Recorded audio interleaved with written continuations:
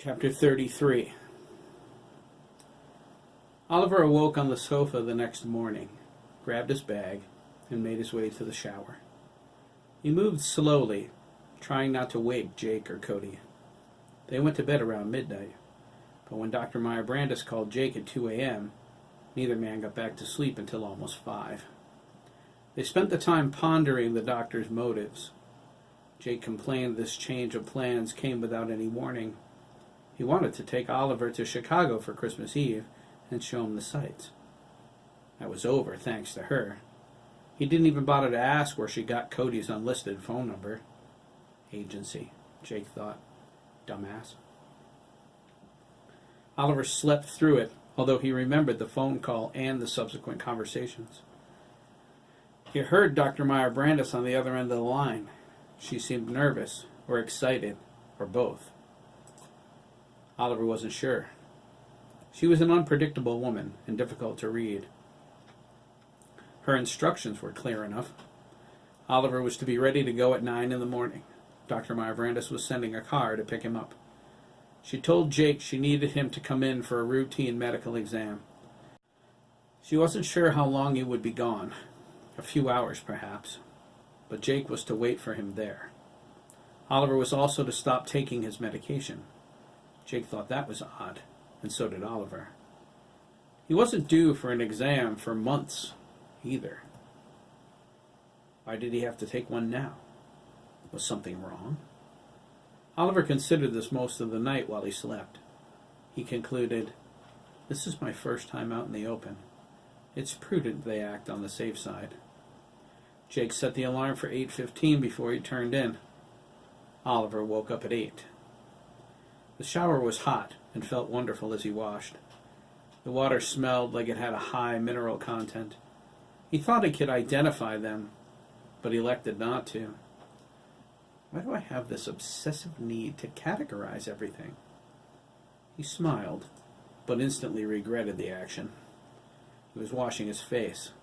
The taste of ivory soap slipped into his mouth. He rinsed it out, gagging. It had an absurdly nasty taste, unlike the soap of the complex. That soap was without fragrance or flavor. He almost missed it. That faded away once he spat.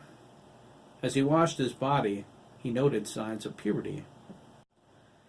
He raised an eyebrow. Has it come upon me at last? Oliver wondered. A wry smile creased his features. Will I become as hairy as Daniel? He's a broad-chested bear. He grimaced. I hope not. The thought of being covered in hair is creepy. Oliver came out of the bathroom wrapped in a towel. He fished through his bag for some clothes. The scent of brewing coffee filled the cabin. Oliver sniffed at it, smelling Cody at the same time. He looked up to see his uncle in the kitchen. Cody yawned at him and winked. Oliver smiled and winked back. You know about the exam? Cody muttered, but excused himself. I'm not awake yet. Yes, I know. I heard the phone call. You? Cody began, but then stopped, touching his index finger to his temple. Oh, yes, he replied, to his unasked question. Bionic ears, right? He was joking. Oliver wasn't sure what he meant. It came to him. Oh, right. Yes, my hearing's rather acute. Why is that, anyway? Cody yawned. He pulled bowls out of the cupboard for the oatmeal he decided to cook. Oliver shrugged as he donned his breather unit. Dr. Meyer Brandis says it's because I grew up in a germ-free environment. Cody nodded, but thought, sounds like nonsense to me. He let it go. You're wearing that? He asked, pointing to the breather. Yes, Oliver replied, under my clothes. Dr. Meyer Brandis told Jake to have me wear it. I assume they're going to run me. Run you? On a treadmill, most likely, Oliver said. Part of the exam. I see, Cody said. He asked, what are you wearing as far as real clothes go? Oliver's brow furrowed. He stroked his chin and examined the contents of his bag. I'm not sure, he replied.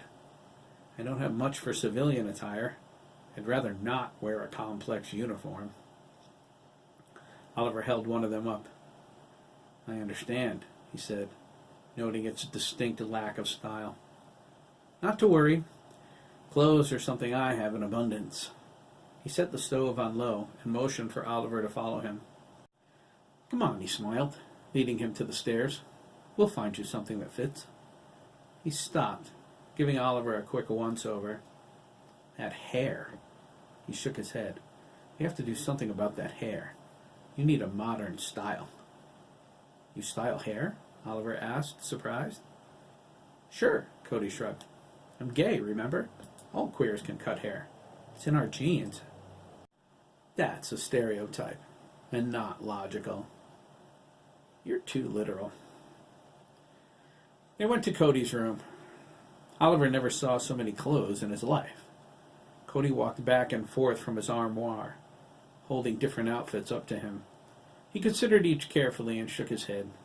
"Too butch," or "too old," or "doesn't go with the eyes," were some of the comments he made.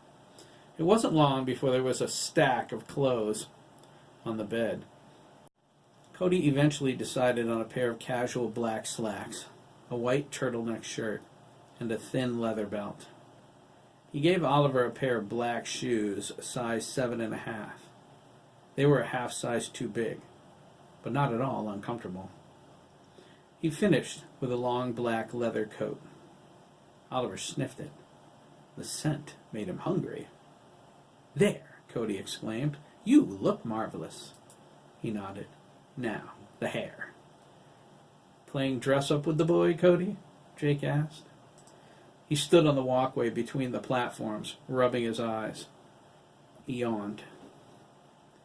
Cody threw his weight onto one hip and slapped his hand on it. "Shall I tell Oliver how we used to play dress-up?" "No," Jake exclaimed, looking fearful. "Yes," Oliver cried, dying to know. "Watch it, buddy," he said, loudly snapping his fingers. "We're working on perfection here." He strutted out of the room and down the stairs. "Come along, Oliver." Oliver snickered and followed. Jake rolled his eyes. Oy vey. Oliver sat at the dining room table. Cody fished inside a drawer for his stylist tools.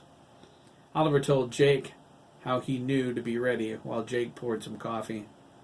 His guardian wasn't happy with the arrangement, but Oliver reassured him he would be back soon.